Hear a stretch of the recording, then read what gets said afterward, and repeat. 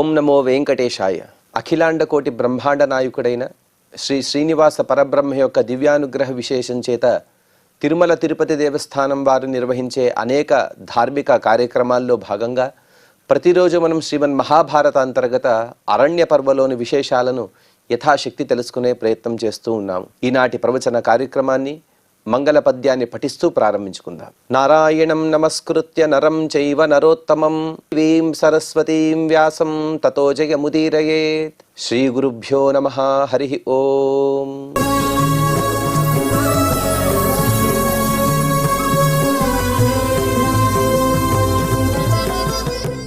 రామోపాఖ్యాన పర్వ అనే అనుపర్వలో సీతాదేవి యొక్క అపహరణ జరిగిన తర్వాత సేతుబంధనం కన్నా ముందు శ్రీరామ లక్ష్మణులు వానర సైన్య సహితంగా సముద్ర తీర ప్రాంతానికి వచ్చి అక్కడ శ్రీరాముడు సుగ్రీవునితో మాట్లాడుతూ ఉన్నాడు. తతో దాశరథి శ్రీమాన్ సుగ్రీవం ప్రత్యభాషత మధ్యే వానర ముఖ్యానాం ప్రాప్తకాలమిదం వచః.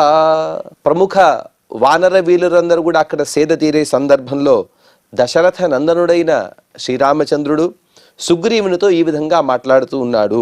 ఉపాయః కోను భవతాం మతస్సాగర లంఘనే ఇయం హి మహతీ సేనా సాగరశ్చాతి దుస్తరః. ఒకవైపు సముద్రంలా ఉండేటువంటి వానర సైన్యం, ఇంకొక వైపు తీవ్రమైనటువంటి అనేక జలచర ప్రాణులతో క్రూరమైన జంతువులతో కూడుకున్నటువంటి సముద్రం. ఈ రెండిటిని చూస్తూ శ్రీరాముడు సుగ్రీవుడిని అడుగుతున్నాడు, ఓ సుగ్రీవా, అదిగో కనబడుతుంది కదా మహాసముద్రం. ఈ మహాసముద్రాన్ని చూసి ఇంతటి గొప్ప సైన్యాన్ని మనం దాటించగలడానికి నీ దగ్గర ఏమైనా ఉపాయం ఉన్నదా?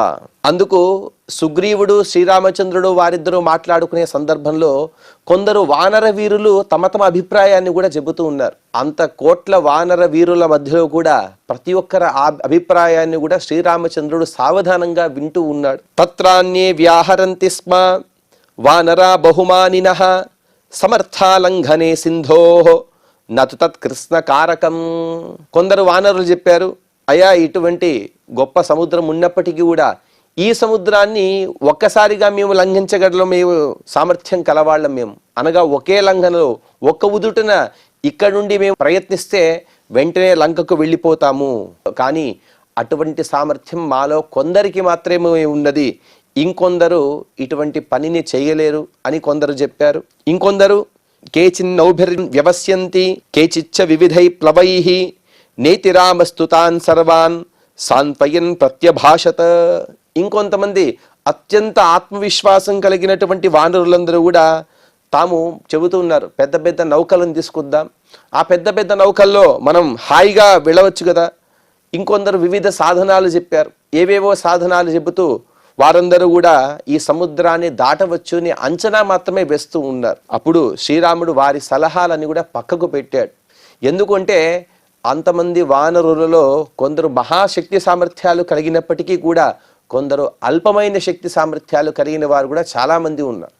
వారిని కూడా దృష్టిలో పెట్టుకుని ఒక్క వానరుడికి కూడా ఎటువంటి ఇబ్బంది కాకూడదు, అందరూ కూడా సుఖంగా ఇక్కడి నుండి అక్కడికి దాటాలి. అందుకోసం శ్రీరామచంద్రుడు శతయోజన విస్తారం నశక్తా సర్వవానరాః క్రాంతుంతో యనధిం వీరాన్ ఏషావో నైష్ఠికీమతి. శ్రీరామచంద్రుడు అందరిని ఉద్దేశించి మాట్లాడుతూ ఉన్నాడు, ఓ వానర వీరులారా, శతయోజన విస్తీర్ణమైనటువంటి ఈ సాగరాన్ని కొందరు మాత్రమే దాటగలరని మీరు అనుకుంటూ ఉన్నారు. కానీ అంత సామర్థ్యం మీలో చాలా కొద్ది మందికి మాత్రమే ఉన్నది. అలా చూసేటప్పుడు మీకు అనిపించవచ్చుగాక, కానీ దాటుతూ మీ యొక్క శక్తి హ్రాసమై మీరు కిందికి పడిపోతారు, సముద్రంలో మునిగిపోతారు, అక్కడ ఉండేటువంటి క్రూర ప్రాణులకు బలైపోతారయ్యా. అందుకోసం మీరు చెప్పినటువంటి ఉపాయాలన్నీ కూడా ఆచరణ యోగ్యాలు కావు. నావో నసంతి సేనాయాః బహ్వ్యస్తారయితుం తథా వణిజాము భగాతం చ కథమస్మద్విధిశ్చరేత్. శ్రీరామచంద్రుడు చెబుతున్నాడు. ఇంకొందరు చెప్పారు కదా, ఎలాగైనా సరే పెద్ద పెద్ద నౌకలు తీసుకొచ్చి ఆ నౌకల ద్వారా మనం దాటుదామని. అటువంటి పెద్ద నౌకలు మన దగ్గర లేవు. అంటే ఇన్ని కోట్ల మంది, దాదాపుగా కొన్ని వేల కోట్ల మంది వానరులు ఉన్నారు. ఇంతమందిని దాటించాలంటే ఎన్ని లక్షల నౌకలు కావాలి, అన్ని నౌకలు మన దగ్గర లేవు. పోనీ ఇక్కడ ఉండేటువంటి వ్యాపారుల ద్వారా మనం నౌకలు తీసుకుందామంటే వణిజాముపఘాతం చ కథమస్మద్విదశ్చరే. రాజుగా ఉన్న నేనేం చేయాలంటే వణిజులు అనగా వ్యాపారస్తులు వారి యొక్క వ్యాపారాన్ని వృద్ధి చేసుకోవడానికి నేను ఉపాయాలు చెప్పాలి. కానీ వారి నౌకలు నేను తీసుకుంటే వారి వ్యాపారం దెబ్బతింటుంది కదా. ఒక వ్యాపారం దెబ్బతింటే కొన్ని లక్షల కుటుంబాలన్నీ కూడా వీధిన పడతాయి. కాబట్టి ఆ వ్యాపారాన్ని నేను విఘ్నం చేసి నా పనిని నేను చేసుకోలేను. విస్తీర్ణం చైవ నస్సైన్యం హన్యా ఛిద్రేణ వైపరః ప్లవోడుప ప్రతారశ్చ నైవాత్ర మమరోచతే. అలాగే ఇంతమంది సైన్యంతో మనం అకస్మాత్తుగా ప్లవోడు ప్రతారశ్చ నౌకలలో వెళ్ళే సందర్భంలో రావణుడికి తెలిసిపోతుంది. తెలిసిపోయి ఎలాగైనా సరే మన నౌకలన్నిటి కూడా ఛిద్రం చేస్తాడు, శతఘ్నులు ప్రయోగిస్తాడు, వేరే వేరే ప్రయోగాల ద్వారా మన నౌకలను కూల్చివేసి అందరూ కూడా మునిగిపోయేట్టుగా చేస్తాడు. కాబట్టి నౌకలలో వెళ్ళే ఉపాయం అనేది మనం విరమిద్దాం. అహం త్విమం జలనిధిం సమారప్స్యాముపాయతః ప్రతిశోష్యామ్యుపవసన్ దర్శయిష్యతి మాం తతః. చివరికి తన యొక్క అభిప్రాయాన్ని శ్రీరాముడు చెబుతూ ఉన్నాడు. నేను ఏదో విధంగా ఈ సముద్రుడిని ఆరాధిస్తాను, ఈ సముద్రుడిని పూజిస్తాను, నిరాహారినై ఈ సముద్ర తటం పైన కూర్చుని అతని పూజ చేస్తాను. కాబట్టి ఖచ్చితంగా సముద్రుడు నాకు దర్శనమిస్తాడు. సముద్ర దేవత అయినటువంటి వరుణదేవుడు అతనే దిగి వచ్చి మనకేదో ఒక ఉపాయం చెబుతాడు. నచే దర్శయితా మార్గం ధక్ష్యామ్యేనం మహం తతః మహాస్త్రైర ప్రతిహతైః అత్యగ్ని పవనోజ్వలైః. అకస్మాత్తుగా నేను నిరాహారంగా సముద్ర తటంలో అతన్ని పూజించే సందర్భంలో అతను రాకపోతే వాయు కన్నా వేగం కలిగిన, అగ్ని కన్నా మిక్కిలి తేజస్సు కలిగినటువంటి నా యొక్క అస్త్రప్రహారం చేత భస్మీపటలం చేస్తాను సముద్రుడిని. అనగా సముద్రంలో ఉండేటువంటి నీరు మొత్తం శుష్కించిపోయేటట్టుగా, ఎండిపోయేటట్టుగా నేను చేస్తాను. సముద్రంలో ఒక చుక్క కూడా నీరు లేకపోతే మనం హాయిగా వెళ్ళిపోవచ్చు కదా. ఇత్యుక్త్వా సహ సౌమిత్రిః ఉపస్పృశ్యాథ రాఘవః ప్రతిజిష్యే జలనిధిం విధివత్ కుశశంస్తరే. ఈ విధంగా పలికిన తర్వాత రామలక్ష్మణులు ఇద్దరూ కూడా ఆచమనం చేసి సముద్ర తీరంలో దర్భలను పరిచి దానిపైన విధిపూర్వకంగా నిరాహార వ్రతాన్ని చేయసాగారు. శ్రీరామచంద్రుడు ఆ దర్భలపైనే తను ఒకరోజు మొత్తం ఉన్నాడట. దాన్నే ఇప్పుడు కూడా మనం దర్భశయన అని ఆ రామేశ్వర ప్రాంతంలో ఒక గొప్ప క్షేత్రాన్ని, ఒక ప్రదేశాన్ని చూస్తాం. ఏ స్థలంలో అయితే శ్రీరామచంద్రుడు దర్భలు పరిచి తను నిరాహార వ్రతాన్ని చేశాడో అదే దర్భశయనము. ఆ విధమైనటువంటి వ్రతాన్ని శ్రీరామచంద్రుడు ప్రారంభించాడు. సాగరస్తు తతస్వప్నే దర్శయామాస రాఘవం దేవో నద నదీ భర్త శ్రీమాన్ యాదో గణైర్వృతః. నదీ నదాలకు భర్త అనగా సమస్త నదులు కూడా ఏ సముద్రుడనైతే పొందుతాయో ఆకాశాత్ పతితం తోయం యథాగచ్చతి సాగరం. ఆకాశం నుండి పడినటువంటి ప్రతి ఒక్క చినుకు కూడా నదీ నదాల్లో చేరి చివరికి సముద్రాన్నే పొందాలి. అందుకోసం నదులకు భర్తగా సముద్రుడిని పేర్కొంటూ ఉంటారు. అటువంటి సముద్రుడు శ్రీమంతుడు జలచరములతో కూడి శ్రీరాముని యొక్క స్వప్నంలో వచ్చాడు. వచ్చి తను ఈ విధంగా మాట్లాడుతూ ఉన్నాడు. కౌసల్యా మాతరిత్యేవం ఆభాష్య మధురం వచః ఇదమిత్యాహరత్నానాం ఆకరైశ్శతశో వృతః. ఆ సముద్రుడు వందలాది రత్నాకలతో పరివృతుడై వచ్చాడు. రత్నాకరములు అంటే కొన్ని ఏవైతే రత్నాలు ఉంటాయో వాటి యొక్క గుంపులు. ఆ విధంగా ప్రకాశిస్తూ ఉన్నాడు సముద్రరాజు. అటువంటి సముద్రరాజు శ్రీరామచంద్రుడిని ఓ కౌసల్యానందన అని సంబోధిస్తూ మధుర స్వరంతో అతనితో మాట్లాడుతూ ఉన్నాడు. బ్రూహి కిం తే కరోమ్యత్ర సాహాయ్యం పురుషర్షభ ఐక్ష్వాకో హ్యస్మి తే జ్ఞాతి ఇది రామస్తమబ్రవీత్. శ్రీరామచంద్రుడితో ఆ వరుణదేవుడు మాట్లాడుతూ, ఓ నరశ్రేష్ఠ, నేను నీకు ఏ విధంగా సహాయపడగలను, నీ సేవను ఇలా చేయగలను. అలాగే నీవు నేను ఒకే వంశంలో పుట్టిన వాళ్ళమి. సగర చక్రవర్తి యొక్క 60,000 మంది కుమారులందరూ కూడా వారి నఖాలతో గోళ్లతో అలా తవ్వితే గాని నేను నా యొక్క పరిఖం ఏదైతే ఉందో నా యొక్క పరిధిని పెంచుకోలేకపోయాను. అటువంటి అనగా ఆ సగర చక్రవర్తి నీ వంశంలో వచ్చిన వాడు ఇక్ష్వాకు వంశంలోనే. అటువంటి ఇక్ష్వాకు వంశంలో వచ్చిన సగర చక్రవర్తుల యొక్క కుమారుల ద్వారానే నేను వృద్ధిని పొందాను కాబట్టి నీవు నేను ఒకే వంశం వాళ్ళమి కాబట్టి నీకు నేను ఏ విధంగా సహాయపడగలను, ఒకే వంశం వాళ్ళు అని శ్రీరామచంద్రుడితో అతను మాట్లాడుతూ ఉన్నాడు. అప్పుడు శ్రీరామచంద్రుడు మార్గమిచ్చామి సైన్యస్య దత్తం నద నదీపతే ఏన గత్వా దశగ్రీవం హన్యాం పౌలస్య పాంసనం. శ్రీరామచంద్రుడు చెబుతూ ఉన్నాడు, ఓ నద నదీపతి, నీ ద్వారా అనగా నీ ఏదైతే జలం ఉన్నదో ఆ జలాన్ని కాస్త పక్కకు జరుపు. మేమందరం కూడా ఈ సముద్ర మార్గాన వెళ్ళి అటువైపు లంకానగరంలో ఉండేటువంటి పౌలస్త్య పాంసనం, పులస్త్య కులంలో పుట్టినటువంటి దుష్టుడైన రావణుడిని వధించాలి, నా భార్య అయినటువంటి సీతను నేను చేపట్టాలి, కాబట్టి నీవు నాకు దారినివ్వమని శ్రీరామచంద్రుడు తను మాట్లాడుతూ యద్దేవం యాచతో మార్గం న ప్రదాస్యతి మే భవాన్ శరైస్త్వాం శోషయిష్యామి దివ్యాస్త్ర ప్రతిమంత్రితైః. ఓ సముద్రరాజా, ఒకవేళ నీవు మాకేమైనా ఇలా దారిని ఇవ్వకపోతే, నాకు మార్గాన్ని ఇవ్వకపోతే దివ్యాస్త్రాలను ప్రయోగిస్తాను, అభిమంత్రితమైనటువంటి బాణాల చేత నిన్ను శోషింప చేయగలను, అటువంటి సామర్థ్యం కలిగిన వారిని. కానీ నా మాట నీవు వింటావు కాబట్టి నీతో నేను శాంతంగా మాట్లాడుతూ ఉన్నాను. ఇత్యేవం బ్రువత శ్రుత్వా రామస్య వరుణాలయః ఉవాచ వ్యథితో వాక్యం ఇతి బద్ధాంజలి స్థితః. శ్రీరాముని మాటలు విన్నటువంటి సముద్రరాజు వణికిపోయాడు. వణికిపోయి తన రెండు చేతులు కూడా జోడించి ప్రథిత హృదయంతో అనగా భయపడ్డటువంటి హృదయంతో ఈ విధంగా మాట్లాడుతూ ప్రార్థిస్తూ ఉన్నాడు.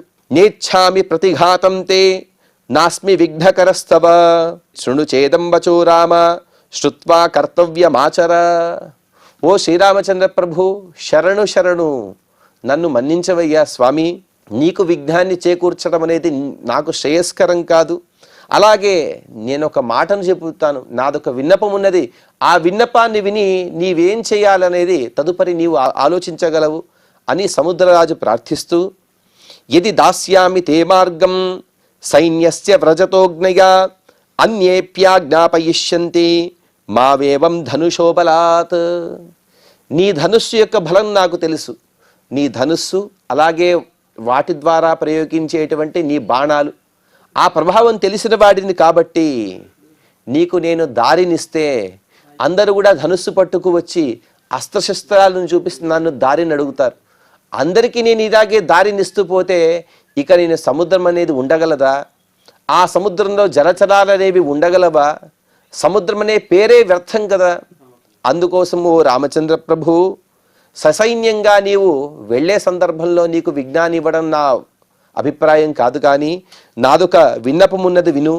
అస్తిత్వత్ర నలో నామ వానర శిల్పి సమ్మతః త్వష్టుర్దేవస్య తనయో బలవాన్ విశ్వకర్మణః.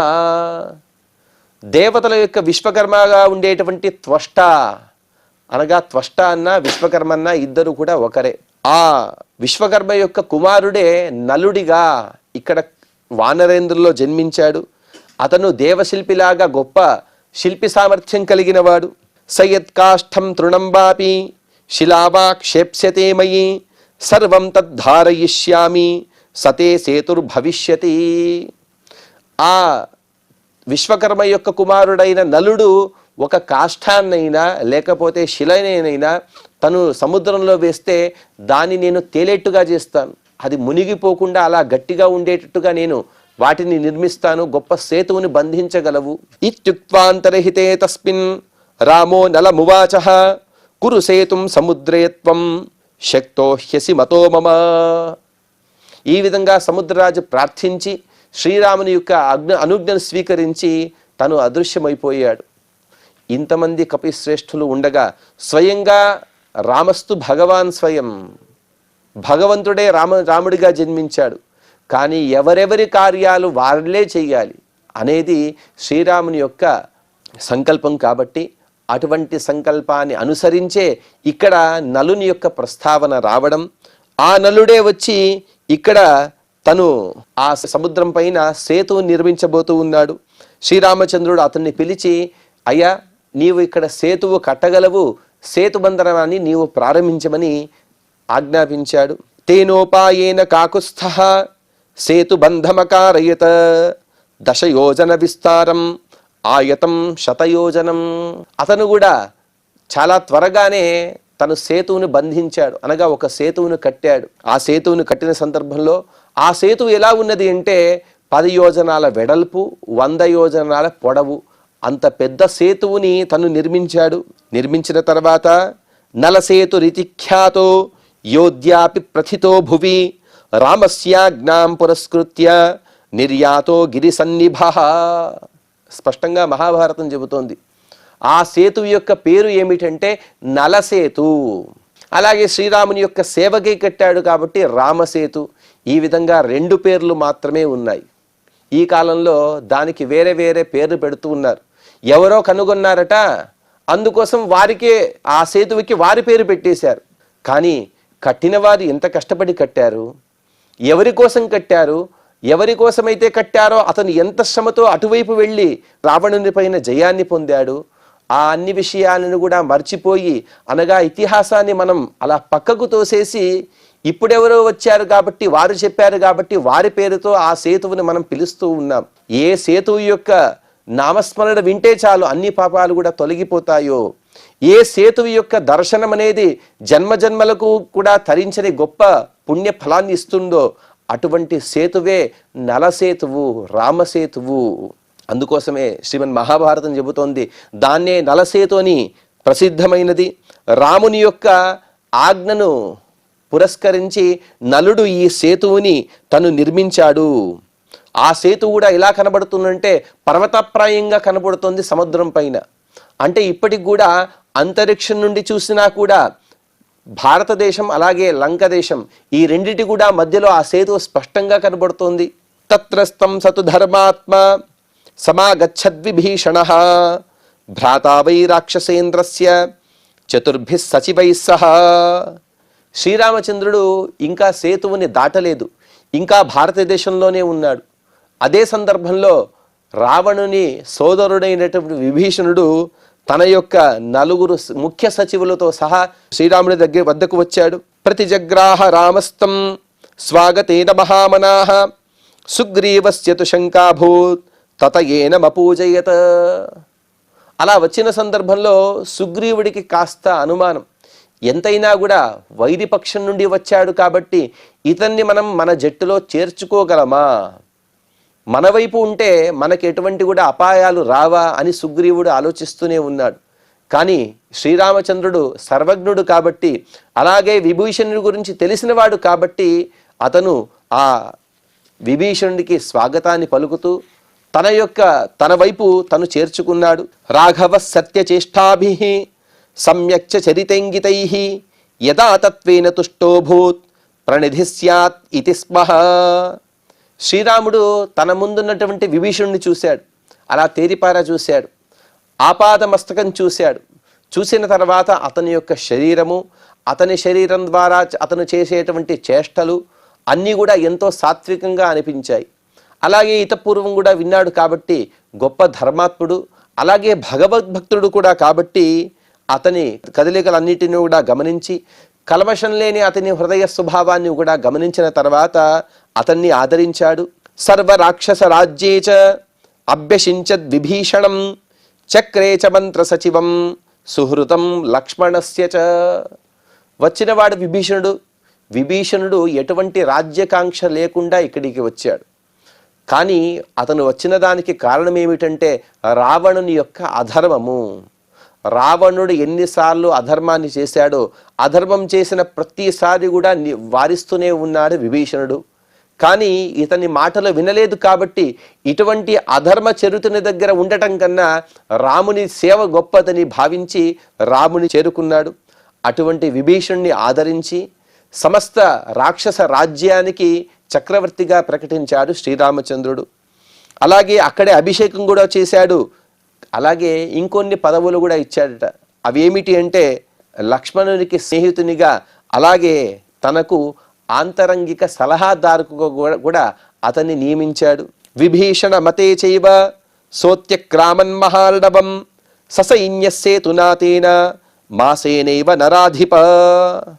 ఆ విభీషణుని సలహాను ఆచరించి శ్రీరామచంద్రుడు కూడా ఒక నెలలోనే ఆ సేతువుని కట్టిన తర్వాత ఒక నెలలోనే ఆ సేతువుని దాటి శ్రీలంకను చేరుకున్నారు, సముద్రాన్ని దాటారు. తతో గత్వా సమాసాద్య లంకోద్యానాన్యనేకశః భేదయామాస కపిభిః మహాంతి చ బహూని చ.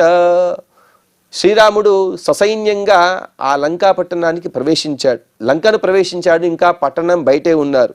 వానర సైన్య సహాయంతో అక్కడ ఉండేటువంటి వనాలను ఉపవనాలను సమస్తాన్ని కూడా ధ్వంసం చేశాడు. ధ్వంసం చేసి నేలమట్టం చేసి అందరికి కూడా ఆవాసయోగ్యంగా వాటిని మార్చాడు. తతస్థౌ రావణామాత్యౌ మంత్రిణో శుకసారణౌ చరో వానర రూపేణ తౌ జగ్రాహ విభీషణః. ఈ విధంగా కొన్ని కోట్ల వానర సైన్యం అలాగే ఎలుగుబంట్ల సైన్యం కూడా శ్రీరాముని యొక్క అధీనంలో లంకాపట్టణానికి బయట అక్కడ విడిదిని ఏర్పాటు చేసుకున్నారు. వారందరూ కూడా అటు ఇటు సంచరిస్తూ ఉన్నారు. అదే సందర్భంలోనే రావణుని చారులు గూఢచరులు అయినటువంటి శుకుడు అలాగే సారణుడు ఈ ఇద్దరు కూడా వానరుల యొక్క వేషాన్ని ధరించి వీరిలో కలిసిపోయి అక్కడ సంచరిస్తూ ఉన్నారు. వారిని గుర్తుపట్టాడు విభీషణుడు, వారిద్దరిని కూడా బంధించాడు. ప్రతిపన్నో యథారూపం రాక్షసం తౌ నిశాచరౌ దర్శయిత్వా తతసైన్యం రామ పశ్చాదవాసృజత. శ్రీరాముని యొక్క గొప్పతనం ఇక్కడే తెలిసి వస్తుంది. శ్రీరాముడు కూడా బంధించినటువంటి శుకుడిని సారుడిని పిలిచాడు. పిలిచి తన దగ్గర ఉండేటువంటి సైన్యం మొత్తాన్ని కూడా చూపించాడు. చూపించి సావధానంగా వాటికి ఆ శుకుడికి సారణుడికి వారిద్దరూ రాక్షసులే అయినప్పటికీ కూడా కానీ రావణుని యొక్క ఆజ్ఞను పరిపాలించేవారు కాబట్టి వారికి ఎటువంటి హానిని కలిగించక వారికి సమస్తాన్ని కూడా వివరించిన తర్వాత స్వయంగా తనే విడిపించాడు. నివేశ్యోపవనే సైన్యం తత్పురః ప్రాజ్ఞవానరం ప్రేషయామాస దౌత్యేన రావణస్య తతోంగదం. లంకాపురి యొక్క ఉపవనాలలో సమస్త వానర సైన్యంతో సహా విడిది ఏర్పాటు చేసుకున్న తర్వాత శ్రీరామచంద్రుడు బుద్ధి కుశలుడైన అంగదుడిని తన దూతగా రావణుని వద్దకు పంపాడు. ఈ విధంగా వివరిస్తూ ఇక్కడికి 283వ అధ్యాయాన్ని పూర్తి చేసుకున్నాం. ఇక 284వ అధ్యాయంలో మార్కండేయ మహర్షి గారు వివరిస్తూ మార్కండేయ ఉవాచ ప్రభూతాన్ నోదకే తస్మిన్ బహుమూల ఫలే వనే సేనాం నివేశ్య కాకుత్స్థో విధివత్ పర్యరక్షత. శ్రీరాముడు ఎటువంటి స్థలంలో విడిదిని ఏర్పాటు చేసుకున్నాడంటే ఎక్కడైతే సమస్త వానరులు కూడా అలాగే తనతో వచ్చినటువంటి వృక్షములు అనగా ఎలుగుబంట్లకు కూడా సమృద్ధిగా ఆహారం దొరుకుతుందో సమృద్ధిగా నీటి వసతి ఉన్నదో అటువంటి యోగ్య స్థలంలోనే తను విడిదిని ఏర్పాటు చేసుకున్నాడు. అలాగే ఏ ఒక్క వానరుడికి కూడా ఏ సైన్యాన్ని కూడా ఎవరికి కూడా ఎటువంటి ఇబ్బందులు రాకుండా స్వయంగా తనే పర్యవేక్షిస్తూ ఉన్నాడు. రావణ సంవిధిం చక్రే లంకాయాం శాస్త్ర నిర్మితాం ప్రకృత్యైవ దురాధర్ష దృఢ ప్రాకార తోరణ. ఈ విధంగా శ్రీరాముని యొక్క వృత్తాంతాన్ని చెప్పిన తర్వాత రావణుని యొక్క ఏవైతే ఏర్పాట్లు ఉన్నాయో తన యొక్క రాజ్యాన్ని కాపాడుకోవడానికి ఉన్నటువంటి ఏర్పాట్లను కూడా మార్కండేయ మహర్షి గారు వివరిస్తున్నారు. ఇటువైపు రావణుడు కూడా ఎప్పుడైతే రాముడు అక్కడ విడిది ఏర్పాటు చేసుకున్నాడో ఇక యుద్ధం అనేది సిద్ధమైపోయింది, ఎలాగైనా యుద్ధం చేయవలసినదే. అందుకోసం రావణుడు కూడా యుద్ధ సామగ్రిని తను సేకరిస్తూ ఉన్నాడు. ఆ లంకానగరపు ప్రహరీ కూడా చాలా శత్రు దుర్భేద్యంగా ఉంది. అందుకు 4 ద్వారాలున్నాయి, అత్యంత దృఢంగా ఉన్నాయి ఆ అన్ని ద్వారాలు కూడా. అగాధతోయాః పరిఖాః మీన నక్ర సమాకులాః బభూవు సప్త దుర్ధర్షాః ఖాదిరై శంఖుభిశ్చితాః. ఆ 4 ద్వారాలున్నాయి. ఆ 4 ద్వారాల చుట్టూ కూడా 7 పరిఖలు ఉన్నాయట. 7 పరిఖలు ఉంటే పెద్ద పెద్ద గుంతలు. ఆ గుంతలతో కూడుకున్నటువంటి ఆ 4 ద్వారాలని ఎవరు కూడా దాటలేరు. ఎందుకంటే అవన్నీ కూడా ఎంతో లోతుగా ఉన్నాయి. అందులో సమస్తంగా కూడా నీరు నిండి ఉన్నది. లోతైన జలంలో ఎన్నో చేపలు మొసళ్ళు ఇత్యాది క్రూర ప్రాణులన్నీ కూడా అక్కడ సంచరిస్తున్నాయి. అందులో దిగి దాన్ని దాటి సాహసాన్ని ఎవరు కూడా చేయలేకపోతున్నారు. అటువంటి గొప్ప పరిఖలున్నాయి. అలాగే వాటిపైన ఖదిర చెట్లను కూడా తను పెంచాడు. ఖదిర చెట్లు అంటే దానిపైన ముళ్ళు ఎక్కువగా ఉంటాయి. దానిపైన ఎవరెక్కినా కూడా ఆ ముళ్ళ చేత రక్కబడి అందరూ కూడా మరణిస్తారు. ఆ ముళ్ళు కూడా చాలా పొడవుగా ఉన్నాయట. అటువంటి ఖదిర చెట్లను కావాలనే ఆ నీటిలో పెంచాడు రావణుడు. ఇంకా ఆ రావణుడు లంకాపట్టణాన్ని ఏ విధంగా రక్షిస్తున్నాడు ఇత్యాది విషయాలు మనం తదుపరి ప్రవచనంలో తెలుసుకునే ప్రయత్నం చేద్దాం. ఈనాటి ప్రవచనాన్ని శ్రీ వెంకటేశ్వర స్వామి వారి పాద పద్మములందు సమర్పణ చేస్తూ క్షమాప్రార్థన మరియు మంగళ పద్యాన్ని పలుకుదాం. యదక్షర పదభ్రష్టం మాత్రాహీనం చ యద్భవేత్ తత్సర్వం క్షమ్యతాం దేవ నారాయణ నమోస్తుతే. శ్రియః కాంతాయ కళ్యాణ నిధయే నిధయేర్థినాం శ్రీ వెంకట నివాసాయ శ్రీనివాసాయ మంగళం.